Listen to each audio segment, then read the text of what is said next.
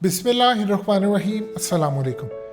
इस वक्त सूरत हाल ये है कि भारत के अंदर एक ग्राउंड तैयार की जा रही है पाकिस्तान के ख़िलाफ़ हमले के लिए, क्योंकि 4-5 चीज़ें मिक्सअप हो चुकी हैं जिस पर भारत ने कुछ ना कुछ डेफिनेटली बात है करना है।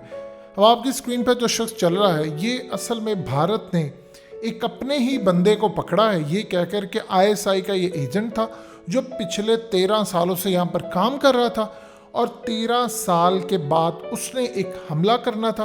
किसी फेस्टिवल में ये हमला होने जा रहा था और इस हमले को रोकने के लिए हमने इस शख्स को पकड़ लिया है जिससे गन्स और बहुत सारी चीज़ें मिली हैं। अब इंडिया इस वक्त जो काम कर रहा है वो है 4-5 इश्यूज, वो पूरी एक ग्राउंड तैयार कर चुका है और किसी भी वक्त आप एक्सपेक्ट कर सकते हैं भारत में कोई हमला। देखिए कल कश्मीर के अंदर 4 उन्होंने सिख मार दिए अपने। इस वीडियो की अहम डिस्कशन चलती रहेगी, लेकिन आप सबसे पहले वीडियो को लाइक करें, हकीकत टीवी के बैकअप चैनल हकीकत टीवी 2.0 को सब्सक्राइब कर लें और बेल आइकन पर ज़रूर क्लिक करें। और उन्होंने नाम लगाया पाकिस्तान पर। कुछ दिन पहले उन्होंने एक शख्स पकड़ा जिसको उन्होंने कहा ये ISI का एजेंट है। फिर आज इन्होंने ये काम किया। 4-5 इश्यूज हैं जो वहाँ पर चल रहे हैं जिसकी वजह से मामला ख़राब है। नंबर 1 जो इशू है, अब भारत के अंदर पिटीशन दायर हो रही है और कहा यह जा रहा है कि मोदी का इसमें हाथ है और जो $3 अरब की हीरोइन पकड़ी गई है उसकी तहकीकात करने के लिए इस वक्त खास तौर पर मुसलमानों की लॉबी और सेकुलर इंडिया उन्होंने पिटीशन दायर की है। नंबर 2 सूरत हाल इस वक्त ये है कि शाहरुख का केस अब बिल्कुल उलट चुका है। जिस तरह मोदी ने सोचा था कि वो शाहरुख को फंसाएंगे, अब आप देख लें कि इस वक्त भारत के अंदर कोने कोने से ये आवाज़ आ रही है कि शाहरुख और इसके साथ जो इसके बेटे के मामला हुआ है, यानी आप देख लें महबूबा मुफ्ती हो या कोई दूसरा हो, क्लियरली कह रहे हैं कि मुसलमान होने की वजह से मामला हुआ है और पूरे का पूरा चैनल इस वक्त जो मामला था वो उलट चुका है। उसके अलावा भारत में किसानों के ऊपर जो मोदी ने काम किया है, यानी उनके जो मिनिस्टर हैं उनके बेटे ने जिस तरह किसानों को कुचला है, ये तमाम चीज़ें फेलिंग इकोनॉमी और उसके अलावा स्ट्रगलिंग करती हुई इकोनॉमी के साथ साथ चाइना का बॉर्डर, ये तमाम सिचुएशन इतनी ज़्यादा ख़राब हो चुकी है, इतनी ज़्यादा ख़राब हो चुकी है, आप किसी भी वक्त भारत से हमले की तवक्को कर सकते हैं। आप जानते हैं इस वक्त भारतीय मीडिया पर क्या चल रहा है? भारतीय मीडिया पर इस वक्त ये चल रहा है, जाली इंटेलिजेंस रिपोर्ट चल रही है जिसमें कहा जा रहा है कि पाकिस्तान कुछ हमले करने वाला है। कश्मीर में उसने बर्फ़ पड़ने से पहले अपने हमलावर भेज दिए हैं, स्लीपर सेल्स हैं, ये तमाम के तमाम इस वक्त हमले की तैयारी कर रहे हैं और पॉसिबिलिटी ये है कि हमारी फ़ौज के ऊपर कोई हमला हो सकता है, यानी इस लेवल की गुफ्तगू हो रही है। और साथ साथ ये कहा जा रहा है कि इससे पहले कि पाकिस्तान कोई हमला करे, भारत को पाकिस्तान पर हमला करके इसका बदला ले लेना चाहिए और ISI से इसका बदला लेना चाहिए। अब आप अंदाज़ा कर लें कि वो ग्राउंड किस तरह तैयार कर रहे हैं। पहले लोग मरवा रहे हैं, साथ साथ वो कह रहे हैं जी ISI के एजेंट पकड़े गए, ये हो गया वो हो गया। अब पाकिस्तान में देख ली सूरत हाल क्या है, ईरान के आर्मी चीफ पहुंच रहे हैं, हम अपना वेस्ट का जो बॉर्डर है वो पूरी तरह क्लियर कर रहे हैं, चीज़ें बेहतर हो रही हैं। पाकिस्तान ने ईरान को ऑन बोर्ड ले रहा है, अफ़गानिस्तान के मामले, यानी हमारी साइड से वो चीज़ें क्लियर है। ये इंडिया को हज़म नहीं हो रहा। पहले तो प्लान था कि पाकिस्तान की साइड पर हमला होगा तो वहाँ से ये चीज़ें आएंगी, यानी पाकिस्तान के दोनों बॉर्डर पूरी तरह सुलगते हुए आपको नज़र आएंगे। अब पूरी तरह जो सूरत हाल नज़र आ रही उसमें क्लियरली आपको पता चल जाता है कि भारत में मामला क्या है। देखिए उनकी इकोनॉमी की धज्जियाँ उड़ रही हैं, पेट्रोल वहाँ पर महंगा है, एयरलाइंस उनकी बिक रही हैं। अब इस सूरत हाल में इकोनॉमी उनकी बिल्कुल काम नहीं करी। देखिए जहाँ पर अगर हमारी इकोनॉमी का मसला है तो इंडिया का हमसे ज़्यादा मसला है। प्रॉब्लम सिर्फ ये है कि उनकी तादाद बड़ी है, उनको बाहर से रेमिटेंस ज़्यादा आते हैं, पूरी दुनिया में उनकी आबादी है।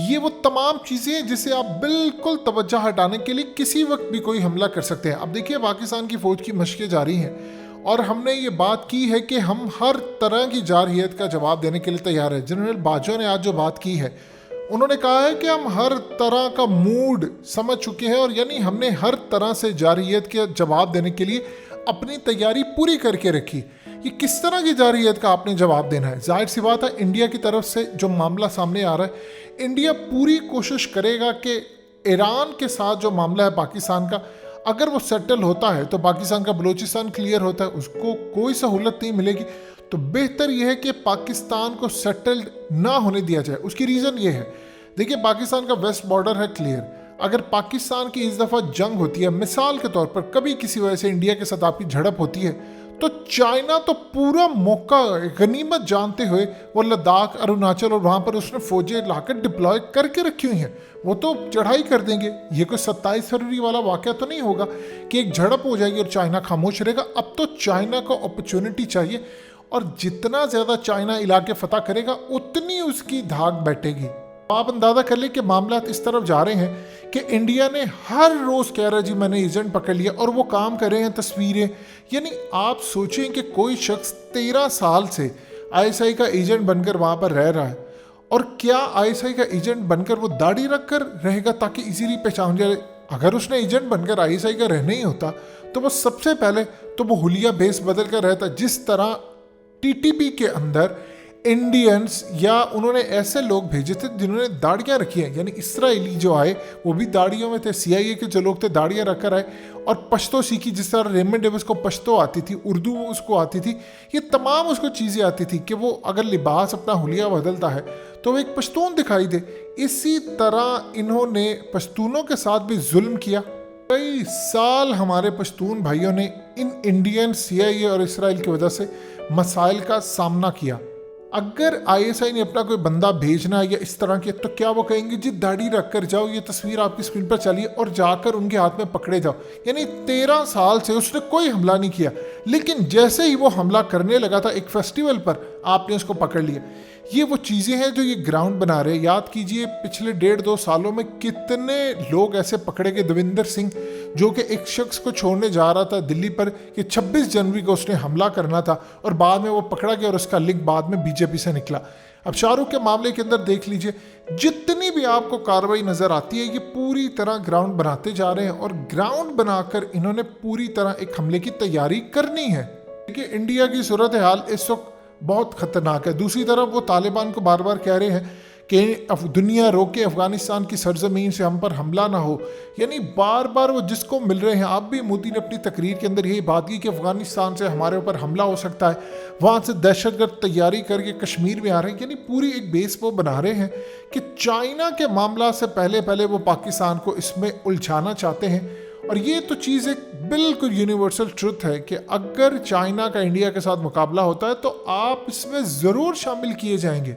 टरल पाकिस्तान में स्लीपर सेल्स टीटीपी के अभी तक कायम है, काफ़ी हद तक हमने उन पर काबू पाया है।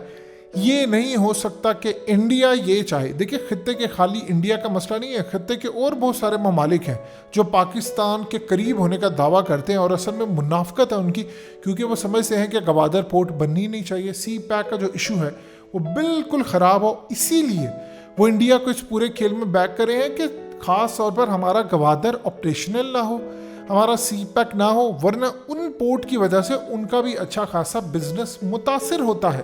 तो आप उम्मीद रख लीजिए कि इंडिया की जानिब से कोई एक कार्रवाई का मामला उनके मीडिया पर, जब खास तौर पर 27 फरवरी से पहले का वाक़या था, बिल्कुल एग्जैक्टली इस तरह उनके मीडिया पर कैंपेन चली थी, हमें इत्तलात हैं कुछ हमले होने वाले हैं, कुछ हमने पकड़ लिए हैं, और अचानक एक दिन हमला होता है।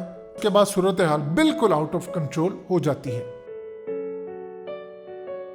हकीकत टीवी के बैकअप चैनल हकीकत टीवी 2.0 को सब्सक्राइब करना मत भूलिए। वीडियो को लाइक करें, शेयर करें और कमेंट सेक्शन में अपनी राय का इजहार ज़रूर करें।